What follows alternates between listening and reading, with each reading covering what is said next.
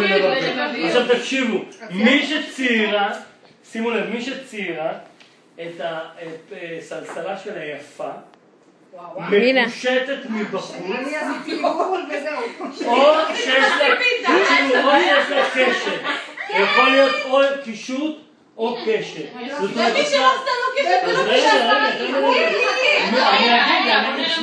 מי שעשתה יפה, מקושט, סלסלה יפה מקושטת, או עם קישוט או עם קשת, זה לא משנה, או אותו דבר, או שתיים ביחד, מראה לי שהיא מקיימת יחסי אישות עם בן זוגה, היא חייבת שיהיה סדינים ישרים אחרי מקלחת.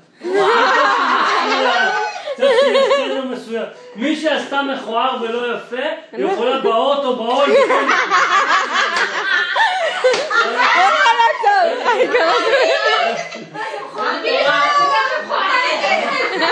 וואי, אירן! לא, כבר הבנתי לראש של אירה.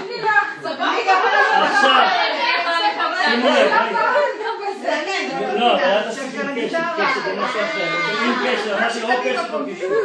עכשיו, שימו לב, מי שציירה את הפרי הבא, אוקיי, את הפירות הבאים, יש, אני אומר רשימה, כדאי לכם לרשום את זה, כי אולי אחרים מי שיעשה ככה, אפרסק, נסטרינה, רימון, מלון, שזיף, מישמיש, תאנה, תמר ואפרסמון. אחד מהפירות, לא צריך את כולם, אחד מהפירות, מראה לי על האדם עקשן, ביקורתי, ולא כדאי לכם להתעסק איתה בכלל. לא מתעסקים.